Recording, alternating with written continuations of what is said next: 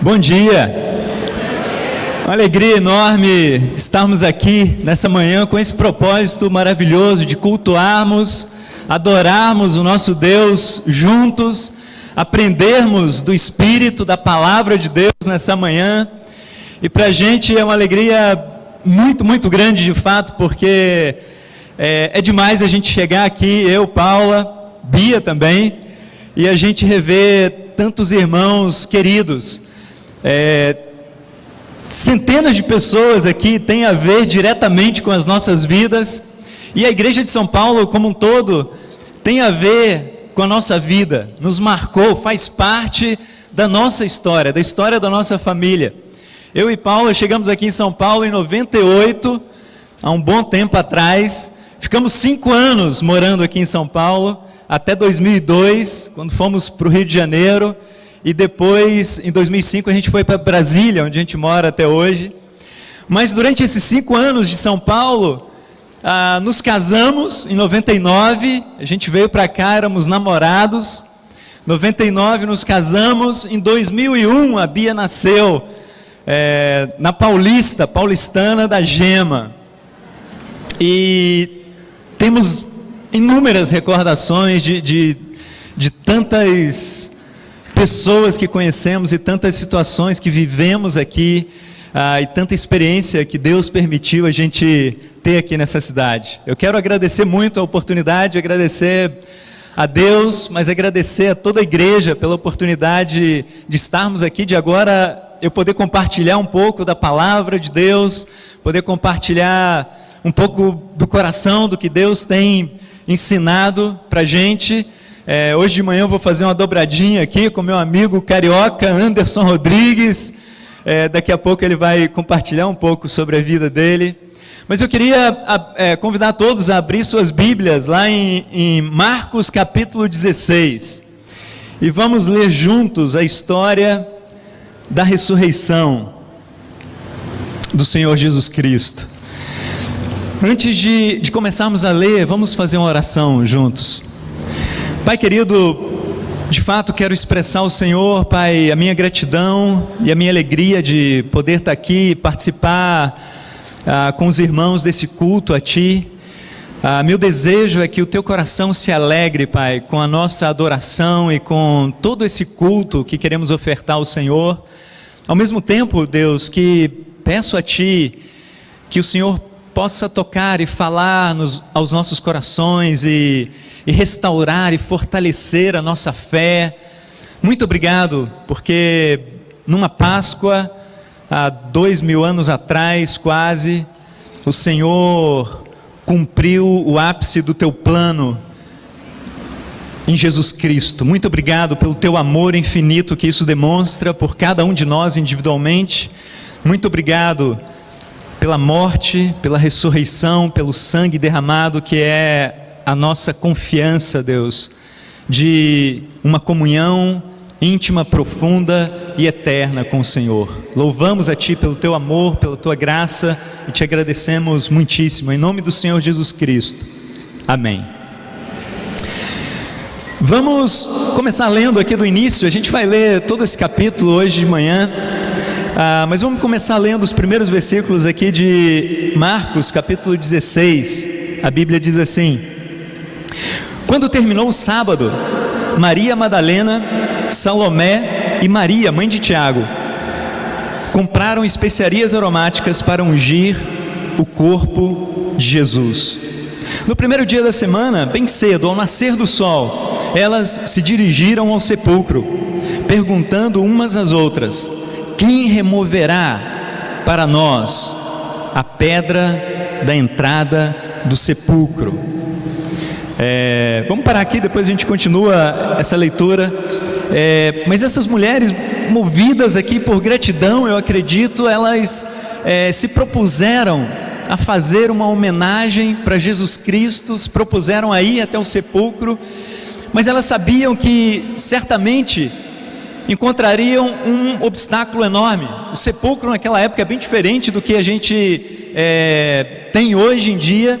Era mais ou menos como a figura que a gente tem aqui. tinha uma pedra enorme, normalmente era feito em rochas, e tinha uma pedra enorme para que pudesse impedir as pessoas de entrar naquele lugar.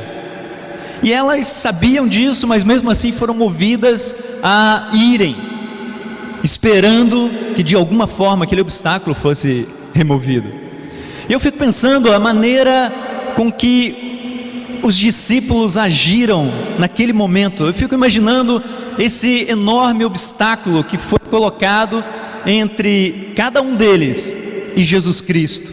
Não apenas um obstáculo físico, aquela pedra que impedia os discípulos de ter acesso ao corpo de Jesus Cristo, mas uma pedra muito mais poderosa e que produz um impedimento muito maior do que um mero rochedo, uma pedra espiritual que aconteceu muitas vezes na vida daqueles discípulos. Talvez essa pedra, nesse momento da Páscoa, há tanto tempo atrás, foi a principal que caiu na vida, na trajetória de vida deles. Mas com certeza, lendo as Escrituras, muitas outras pedras caíram na frente desses discípulos. Muitas pedras desse tipo caem na nossa frente. E o que eu estou falando aqui são coisas que vêm impedir a nossa trajetória normal ao longo dessa vida. A gente está lá, tranquilos, caminhando com os nossos planos, com o que a gente quer conquistar, com o que a gente quer fazer, e de repente uma situação, alguma coisa fora do nosso controle, vem e se interpõe entre nós e os nossos objetivos. Uma cruz, uma morte havia se colocado no caminho desses discípulos. Jesus Cristo, o Mestre, o Senhor, o amigo que transformou a vida desses homens e mulheres no primeiro século, que deu um novo sonho, que transformou completamente a maneira de pensar, a maneira de viver, que virou a vida deles de cabeça para baixo, e que eles confiaram completamente, e que eles aprendiam coisas maravilhosas que nunca tinham aprendido na vida, e que buscavam de todo o coração. Eles haviam encontrado isso e seguiam a Cristo com todo o coração, com alegria. E embora não entendessem muitas coisas, que Jesus falava, eles continuavam lá, eles perseveravam, e eles tinham uma comunhão íntima, uma amizade íntima com Jesus Cristo. Mas de repente essa pedra caiu, Jesus morreu, foi separado fisicamente desses discípulos e discípulas. Eu imagino o coração desses homens, dessas mulheres, e eu imagino isso a partir de momentos na minha vida, e eu acho que cada um de nós pode imaginar momentos na vida onde coisas aconteceram, doenças, talvez, mortes na família, frustração de planos, de sonhos, várias questões que trouxeram ao nosso coração, ao invés de esperança, desesperança, ao invés de alegria, tristeza, ao invés de coragem, medo. Podemos nos identificar com isso. E a grande pergunta que surge é: o que fazer? A gente tem poetas falando disso. Isso não é simplesmente algo que acontece na nossa vida como cristão, isso é algo que acontece na vida de todo mundo que nasce nesse mundo. Tem um poema de Drummond, que eu acredito que a maioria de nós aqui conhecemos, que fala da pedra, lembra disso? Havia uma pedra no meio do caminho. No meio do caminho havia uma pedra, e depois ele fala: eu nunca vou me esquecer daquela pedra lá que estava no meio do caminho. E isso acontece na vida de todos nós, pedras no meio do caminho que a gente nunca esquece, que interrompe o curso natural das nossas vidas. Mas o que fazer quando isso acontece? O que fazer quando vem algo tão forte? Alguma dessas pedras, a gente tem uma imagem aqui de uma pedrinha tranquila, São coisas que acontecem na nossa vida que a gente até gosta, porque às vezes tira da monotonia, e são pedrinhas que a gente passa por cima, de repente até volta para passar por cima de novo, a gente brinca com elas. Mas às vezes tem umas pedras mais robustas que impedem a nossa caminhada. Não tem jeito nem de desviar, o negócio é grande, não dá para escalar, não dá para fazer nada, está além do nosso controle, além das nossas forças. Esses discípulos estavam enfrentando algo dessa natureza, e nós já enfrentamos, vamos enfrentar situações dessa natureza. O que vamos fazer? Eu acho que se a gente continua a nossa leitura aqui do capítulo, a gente vai extrair coisas da palavra de Deus que vai nos dar boas direções. Eu quero falar basicamente de duas coisas que pode nos direcionar e salvar nossas almas, salvar nossas vidas nesses momentos difíceis que a gente enfrenta. Vamos continuar lendo a partir do versículo 4 e ver o desenrolar dessa história. Mas quando foram verificar, viram que a pedra, que era muito grande, havia sido removida. Que legal! Entrando no sepulcro, viram um jovem vestido de roupas brancas assentado à direita, e ficaram amedrontadas. Não tenham medo, disse ele. Vocês estão procurando Jesus, o Nazareno, que foi crucificado. Ele ressuscitou. Não está aqui. Vejam o lugar onde haviam posto. Vão e digam aos discípulos dele e a Pedro, aquele lá que negou 3 vezes, fala para ele, que ele está indo diante deles para a Galileia. Lá vocês o verão, como ele lhes disse. Tremendo e assustadas, as mulheres saíram e fugiram do sepulcro. E não disseram nada a ninguém, porque estavam amedrontadas. Versículo 9. Quando Jesus ressuscitou na madrugada do primeiro dia da semana, apareceu primeiramente a Maria Madalena, de quem havia expulsado 7 demônios. Ela foi e contou o que com ele tinham estado.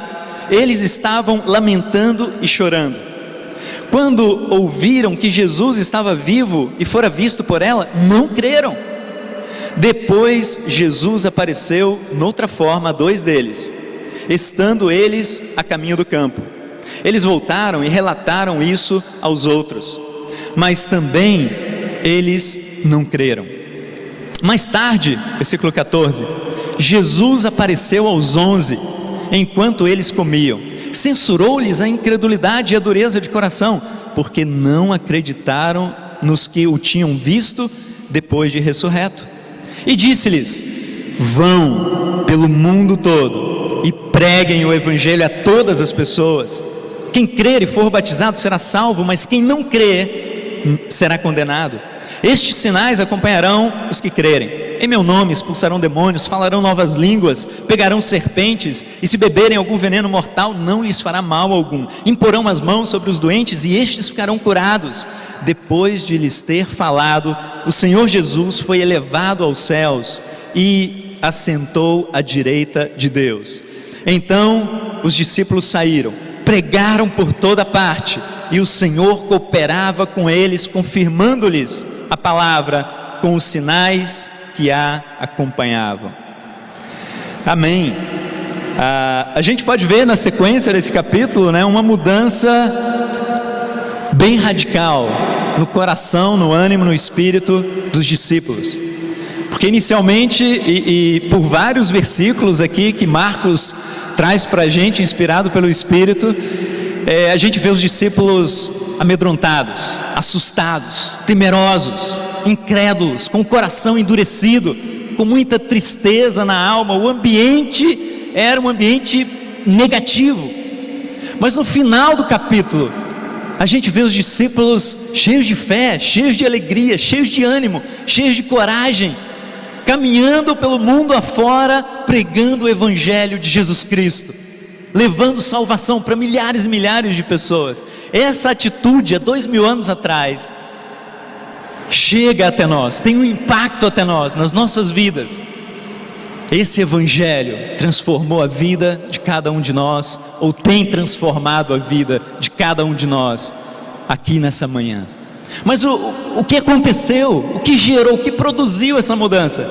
Como que os discípulos conseguiram essa façanha de ultrapassar essa barreira que era humanamente impossível de ser ultrapassada? Como que aconteceu que eles venceram esse obstáculo enorme? Sabe, duas coisas que me chamam muita atenção aqui. É o seguinte, a primeira delas é que uma fé verdadeira não vem de um mero conhecimento intelectual das Escrituras, ou de nós ouvirmos falar a respeito do Evangelho. Esse é o início. A fé vem sem dúvida por ouvirmos a palavra de Deus, mas se a gente não se apropria dessa palavra, se a gente não traz para as nossas vidas, se a gente não começa a viver e a praticar essa palavra e construir um relacionamento com Jesus Cristo, o Jesus Cristo ressurreto, o pastor das nossas almas, não é produzida uma fé verdadeira nos nossos corações, que vai nos ajudar a ultrapassar essas pedras que a gente está falando aqui. É interessante a gente notar no texto que algumas pessoas até anunciaram para os outros discípulos a respeito da ressurreição, mas a simples notícia que Jesus havia ressuscitado produziu medo, produziu dureza de coração, produziu susto na vida dos discípulos. Não foi o suficiente para eles mudarem o espírito, mudarem a mente, mudarem o coração, mudarem as atitudes. Mas o que fez a diferença aqui foi quando eles tiveram um contato novamente pessoal com Jesus Cristo. Quando novamente Jesus apareceu para eles. E a Bíblia resume aqui um espaço de 40 dias, onde a Bíblia fala que Jesus apareceu para os discípulos e falava a respeito do reino de Deus e do que havia acontecido, contribuía para esclarecer aquele momento de dúvida que eles viviam. E eu fico imaginando, se Jesus simplesmente tivesse morrido, ele cumpriu o papel dele, ele cumpriu o plano de Deus completamente, ele foi para a cruz, ele se deu, ele nos amou com essa intensidade toda. E se ele tivesse ressuscitado e se ele tivesse ido diretamente para o céu? A ressurreição é o carimbo do Pai que tudo realmente estava cumprido, que tudo estava ok, que nós de fato poderíamos ser salvos, poderíamos ter comunhão com Deus. No Antigo e no Novo Testamento, as pessoas poderiam chegar aos céus, contribuir e constituir essa grande família de Deus. Mas se Jesus tivesse feito tudo isso, os discípulos continuariam lá, amedrontados e assustados e distantes. Sabe o que moveu esses homens e mulheres? Foi novamente o contato pessoal com Jesus Cristo. Foi Jesus diretamente, pessoalmente, até repreendendo eles, censurando eles pela dureza de coração e pela falta de fé. Mas isso implica o amor, o relacionamento de Jesus para com os discípulos.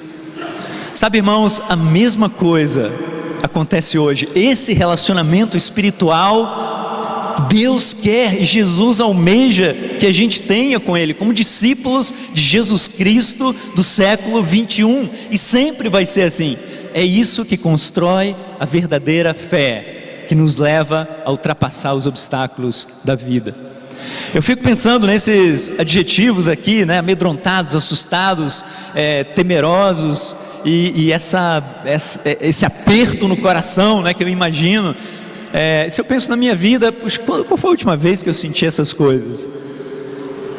E a conclusão que eu chego assim muito rapidamente foi tipo assim: ontem eu estava assim, eu reuni lá, a gente teve um encontro aqui, né, desses últimos dias, que foi maravilhoso, mas foi bem intenso. Eu ainda vou descobrir quem fez essa programação desse encontro.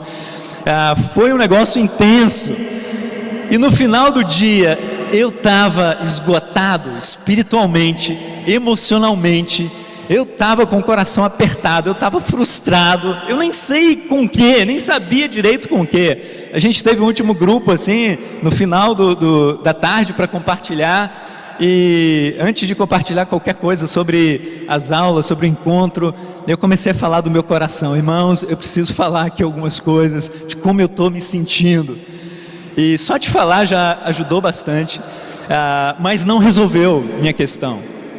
E é interessante porque tá com as pessoas não resolve isso. O que eu mais fiz nesses últimos dias foi estar com pessoas. Também ouvir boas notícias e encorajamento não resolve esse negócio. Eu ouvi muitas, dezenas de boas notícias de todas as igrejas do Brasil. Isso não mudou o íntimo do meu coração. Mas sabe, eu digo para você uma coisa: hoje de manhã eu estou renovado no espírito. Sabe por quê? Porque ontem, quando terminei tudo que tinha para fazer, lá em casa, na casa do Chicão e da Zarife, né? Obrigado. No quarto, sozinho, eu comecei a meditar nessas coisas. Eu comecei a meditar que Jesus está comigo, que a graça é superior a qualquer tipo de erro, de pecado e de fraqueza. Eu comecei a meditar no infinito amor de Deus por minha vida, e isso é que fez a diferença. Hoje de manhã eu meditei nessas coisas, eu enchi minha mente, meu coração dessas coisas. Isso é libertador, isso é renovador, isso é que faz a diferença, isso é que produz a verdadeira fé nos nossos corações. Foi assim com os discípulos no primeiro século, é assim conosco até hoje. Que a palavra de Deus fala aqui, e que as mulheres, né, Jesus pediu que fosse anunciado para os outros discípulos, foi: olha, lembra para os discípulos do que eu falei com eles. Eu irei adiante deles para Galiléia. Não precisa esquentar a cabeça, fica tranquilo, tem crise, fica frio, eu irei, confia em mim. E isso Jesus tinha falado para eles, eles esqueceram, foram lembrados, e nós somos assim, nós precisamos ser lembrados todo o tempo dessas coisas. E Jesus, o pastor ressurreto, continua hoje indo à nossa frente, como igreja, mas indo à nossa frente pessoalmente, cada um de nós, porque o amor de Jesus Cristo por mim, por você, continua sendo infinito, continua sendo profundo, continua sendo incondicional, não importa. Graças a Deus eu pude ouvir a mensagem e me arrepender dos meus pecados, e cada dia eu posso praticar arrependimento na minha vida. Isso é muito útil para a minha conexão com Deus. Mas olha, eu tenho convicção também, se eu não tivesse me arrependido dos meus pecados, eu não teria comunhão com Deus, é fato, mas o amor de Deus por mim continuaria exatamente o mesmo, tão profundo, tão intenso, tão incondicional, como sempre foi. Sabe, isso, irmãos, é o que me dá verdadeira segurança na vida. O ano passado, vivendo uma dessas situações, né, de insegurança, de pedra, né, lá em Brasília, é uma passagem que nessa direção, né, que me ajudou muito, foi Êxodo 33, que eu só vou citar aqui e citar como exemplo, mas é um diálogo intenso, né, de Deus com Moisés. E Deus tinha falado para Moisés: olha, vai lá, continua conduzindo esse povo aí, porque se eu for junto, eu vou destruir todo mundo por causa do pecado. E aí Moisés começa a falar com Deus, e uma coisa sensacional que Moisés fala para Deus é assim: Deus, se o Senhor não for conosco, não nos envie, porque não vai dar certo, Deus. Eu não tenho capacidade de fazer isso, eu não posso. Se o Senhor vai ficar irado, quanto mais eu. Não dá, não nos envie. E aí Deus fala para Moisés: beleza, fique tranquilo, eu vou com vocês. E mais do que ir com vocês, Moisés, eu vou com vocês e eu vou dar descanso para você ao longo da caminhada no deserto. Sabe, é muito bom, irmãos, nos sentirmos diante de desafios assim na vida, nos sentirmos amedrontados muitas vezes, inseguros, e olharmos para Deus e falarmos mais ou menos isso que Moisés falou: Deus, eu até vou se o Senhor me enviar, mas eu só vou se o Senhor for comigo, porque se o Senhor não for, não vai dar certo. Mas se o Senhor for, vai dar certo. Se o Senhor for, os pedregulhos enormes vão ser retirados. O que eu não posso fazer vai ser feito. Os milagres que eu nem arranho fazer vão acontecer, serão feitos. Sabe, a primeira coisa de exercício de fé é isso, irmãos, que eu acredito. A verdadeira fé vem de um relacionamento profundo, verdadeiro, íntimo entre cada um de nós e o nosso pastor, Jesus Cristo. E a segunda coisa, depois de restaurar o coração dos discípulos, é isso que acontece no final da passagem. Eles vão pelo mundo inteiro, impressionante, cheios de coragem, enfrentando os desafios, pregando a palavra. E a Bíblia fala uma coisa maravilhosa: Deus cooperava com eles, Deus operava junto com eles. Eles anunciavam a palavra, e Deus, o Espírito de Deus, fazia os milagres de transformação dos corações, de transformação de vida. Sabe, é isso que eu quero viver ao longo da minha vida, ao longo dessa caminhada aqui. É isso que eu quero experimentar ao longo dos meus dias até a glória de Deus, até estarmos juntos com Deus na sua glória. Vamos cuidar dos nossos relacionamentos, do nosso relacionamento com Deus, e vamos espalhar a mensagem. É interessante porque eles não tinham estrutura, eles não tinham um plano muito bem definido, mas eles tinham essa fé, rios de água viva que fluíam do interior de cada um deles, e cada um, como discípulo de Jesus Cristo, assumiu a responsabilidade diante do pastor e foi cumprir a ordem de evangelismo, de espalhar a mensagem, de proporcionar salvação para as pessoas que cruzariam os seus caminhos. Quero chamar o Anderson agora, meu querido amigo de muitos anos, muitos e muitos anos. A gente esteve junto em Salvador, no Rio de Janeiro e aqui em São Paulo, e a gente enfrentamos algumas dessas pedras, né, juntos.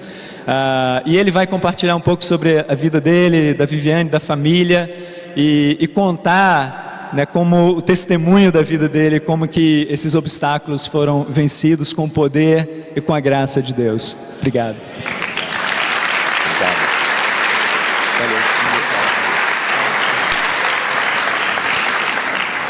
Bom dia. É sempre muito especial. Denilson, tá ótimo, obrigado, amigo. Eu preferia continuar ouvindo ele falar, né? Mas é bom ouvir um homem cheio do Espírito Santo, né? Mas nós combinamos de fazermos uma dupla aqui, e foi interessante porque o que ele decidiu compartilhar hoje se encaixou perfeitamente com a história da minha vida e da minha família, e o que eu quis fazer aqui é realmente compartilhar um pouco, nesses minutos que nós temos, o que tem sido as nossas vidas nos últimos anos. Agradecer a oportunidade. Eu sei que isso é um jargão, mas eu falo com sinceridade. Eu me sinto muito mais encorajado por vocês do que eu posso encorajar vocês hoje de manhã. Realmente eu fico muito encorajado de estar aqui na igreja hoje pela manhã. Há 13 anos atrás nós ficamos desempregados. Eu tinha 30 anos e a minha esposa tinha 27 anos. Então eu sei, irmão, o que é deixar um currículo, que naquela época não tinha muito essa coisa de internet, né, de fazer os cadastros pela internet.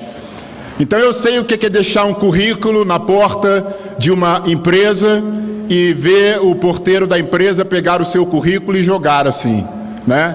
Jogar. E você nem ter a certeza de que aquele currículo vai chegar até o RH. Eu sei o que é entrar numa agência de emprego, como tem lá no Rio, o Cine, ficar sentado num galpão talvez do tamanho disso aqui, pegar uma senha, esperar o seu nome ser chamado, fazer uma ficha e orar e acreditar que algum dia alguém vai te ligar te oferecendo alguma vaga, seja ela o que for. A Viviane, nós moramos aqui em São Paulo por mais ou menos 7 anos, quase 8 anos. Nossa filha nasceu aqui em São Paulo. E muitos cultos que nós fizemos aqui, nós tínhamos apresentações de dança. A Viviane, ela fez dança, ela fez jazz na juventude. Então, o que ela fez nessa época? Ela pegou todas as fotos que nós tínhamos dos eventos que nós fazíamos aqui na igreja, montou um book e saiu distribuindo nas escolas ao redor do bairro que a gente morava e incorporando uma coisa que ela não tinha, que era ser professora de dança. E ela utilizou dos eventos, talvez algumas aqui aparecem na foto do book que ela montou para apresentar nas escolas. E ela começou a dar aula de dança nas escolas para crianças pequenas. E nós fomos vendo que aquilo não estava dando muito certo. Até o dia que eu peguei a minha carteira de trabalho, porque eu saí da universidade e fui direto trabalhar para a igreja. Então a minha carteira de trabalho era uma folha em branco. Aí um dia eu fui numa agência de emprego e a pessoa olhou para a minha carteira de trabalho e falou: meu filho, o que você está pensando? Você não vai conseguir emprego nunca. Você nunca trabalhou. Aí eu falei para ela: não, eu trabalhei e trabalhei muito. Só que não está aqui. Só que ela não acreditou em mim. Então foi quando a ficha caiu que esse caminho não era o caminho. A gente tinha que estudar e tentar fazer os concursos. E começamos a estudar. E eu passei em primeiro lugar num concurso que tinham 30 vagas, com mais de 10 mil pessoas realizando isso. Viviane fez um concurso que tinham 3 vagas e ela falou: amor, eu não vou fazer porque só tem 3 vagas, não vai dar certo, tem centenas, milhares de pessoas fazendo. Ela fez o concurso e ela conseguiu uma das 3 vagas, estamos trabalhando lá até hoje. Eu queria ler uma escritura em João capítulo 12, eu não dei lá na projeção, vocês vão me desculpar, eu não sei como funciona, se dá tempo de projetar, se não dá tempo. Em João capítulo 12, versículo 26, a Bíblia fala: quem quiser me servir, siga-me, e onde eu estiver, ali também estará esse meu servo, e o meu Pai honrará todos os que me servem. Eu vivi isso, porque o desemprego é uma pedra na vida, e Deus nos honrou tremendamente nessa fase das nossas vidas, há mais ou menos 13 anos atrás. Então, com isso, a vida foi melhorando, nós começamos compramos um carro novo, tínhamos uma casa que nossa família nos deu na época, fizemos um projeto para reformar a nossa casa, ela voltou à universidade para fazer um mestrado, eu voltei à universidade para terminar a minha graduação, começamos a fazer dança de salão, nos apaixonamos novamente como marido e mulher, e fazíamos dança de salão 2 vezes na semana com os amigos da igreja, e aproveitávamos para compartilhar a nossa fé, servimos a igreja, continuamos servindo a igreja no grupo que a gente congregava, e aí quando você está apaixonado, você fica grávido, não é isso que acontece? Você fica grávido, e aí ficamos grávidos, e foi uma alegria, aquela gravidez, era o 2º filho, Letícia já tinha 7 anos, então 6 anos, então foi mais ou menos planejado, e aí de repente ela teve um sangramento durante a dança de salão. Nós saímos da aula, ela teve um sangramento, aí ficamos preocupados, fomos numa clínica mais especializada e o médico começou a fazer lá a ultrassonografia lá e falou: não, tá tudo bem com o seu bebê, fica tranquilo, não tem nada, inclusive são 2, né? Opa! Não, são 2, vocês não sabiam que eram 2? Não, nós não sabíamos que eram 2, mas são 2. Não, peraí, só um instantinho. Não, são 3, olha ali, ó. Tem um ali, tem outro aqui e tem outro ali em cima. Ela, quem não conhece, minha mulher é loira, branca, ela ficou negra, eu fiquei branco.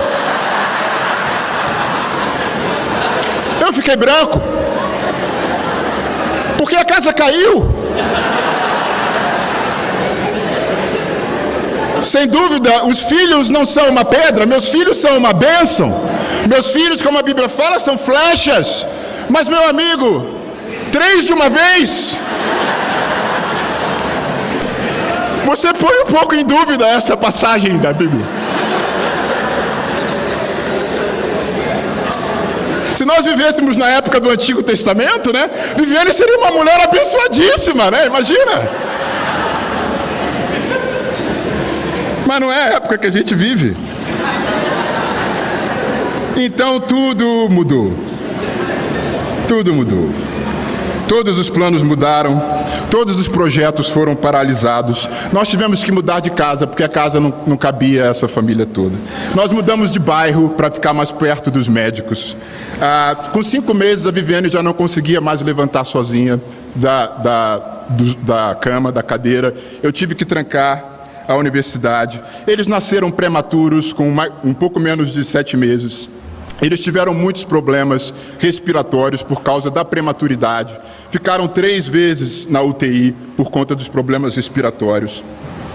O nosso apartamento, que nós mudamos mais próximo da nossa família e mais perto dos médicos e do nosso trabalho, ele teve que ser adaptado. A sala, a gente fez uma tábua de madeira, alguns aqui foram lá, colocamos um portão, compramos um monte de tapetes emborrachados, colocamos na sala, compramos brinquedos de parquinho, balancinho, colocamos na sala, e era o playground deles 3 lá.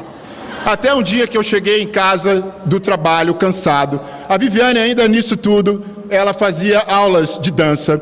Então ela teve um rompimento dos ligamentos, ficou com a perna engessada. Teve um dia que eu cheguei em casa do trabalho, 7 horas da noite, fui até a sala, tinham lá 3 crianças na sala, com fralda de um lado, fralda do outro, mamadeira, leite esparramado, a babá que estava lá, a vovó que sempre ficava lá. Fui na cozinha, tinha a amiga, a secretária que nos ajudava na casa, e uma outra irmã não tinha onde ficar. Fui no quarto da minha filha, que tinha 7 anos, se você tem uma filha de 7 anos, você sabe como é que é o quarto da sua filha, então eu não tinha como entrar. Fui no meu quarto, a minha mulher estava com a perna pendurada assim, com uma amiga conversando. Fui no quarto dos meus filhos, tinham 3 berços, uma cômoda e um armário que não tem como sentar. Eu não tinha onde sentar na casa.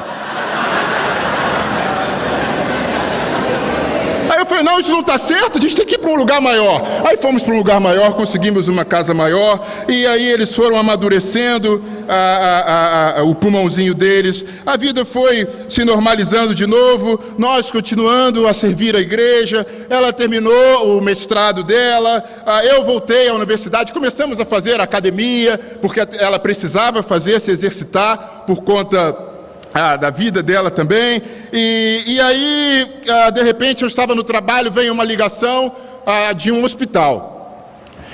E aí o médico fala, olha, venha para cá imediatamente, porque a sua esposa está numa mesa de cirurgia, ela está com pericardite, que é uma inflamação na membrana do coração, ela precisa fazer uma cirurgia urgente. Foi assim, de repente, no meio do dia, uma pedra, que é a doença. Eu comecei a ficar desesperado, porque me veio a possibilidade de ficar viúvo, com 3 crianças de 2 anos e uma criança de 7 anos. A vida de novo virou de ponta cabeça, até a gente entender o que era essa doença, até a gente entender quais seriam os desdobramentos dessa doença, até onde essa doença ia.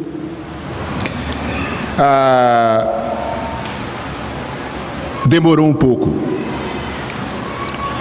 Nós nos apegamos aos amigos e nos apegamos a Deus.